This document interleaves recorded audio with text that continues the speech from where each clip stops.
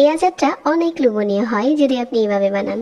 আমের আটি যখন একটু শক্ত হয় তখন এই আচারটা বানানোর সিজন।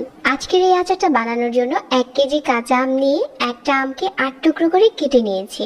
এখন একটা ছড়ানো ট্রেতে নিয়ে নিচ্ছি। আম কাটার আগে ধুয়ে নিতে হবে, পরে আর ধোয়া যাবে না। এখন 1/4 চা চামচ হলুদ গুঁড়া দিয়ে দিলাম, সাথে দিয়ে দিচ্ছি 1/4 চা চামচ লাল মরিচের গুঁড়া, স্বাদ মতো একটু লবণ অ্যাড করে দিচ্ছি। এই গুঁড়া মশলার সাথে আমের টুকরোগুলো হাত দিয়ে একটুখানি মাখিয়ে নিচ্ছি। এখন এটা কড়া রোদে শুকিয়ে নিতে হবে 2 থেকে 3 ঘন্টা। এখন আমের টুকরোগুলো এরকম হয়েছে। আজকে এই আচারে কোনো রকম 5 ফোড়ন দিব না, আমি 5 ফোড়নটা এইভাবে করে নিজেই বানিয়ে নিয়েছি। 1/2 কাপ সরিষার তেল দিয়ে দিলাম, আর এখন দিয়ে দিচ্ছি আমের টুকরোগুলো। সরিষার তেলের সাথে আমের টুকরোগুলো এপাশ ওপাশ করে ভেজে নিচ্ছি। 1 কাপ চিনি দিয়ে দিলাম, আর 1/2 চা চামচ লাল মরিচের গুঁড়া দিয়ে দিলাম। একটু নেড়েচেড়ে মিশিয়ে এখানে আমি প্রায় 3 চামচের মতো সিরকা দিয়েছি।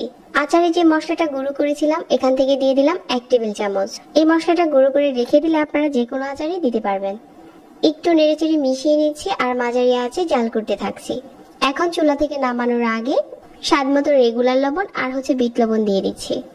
এখন চুলা থেকে নামিয়ে নিচ্ছি, আর আচারের কালারটা দেখেন কতটা সুন্দর হয়েছে। আর আচারটা খেতেও অনেক লোভনীয় হয়েছে।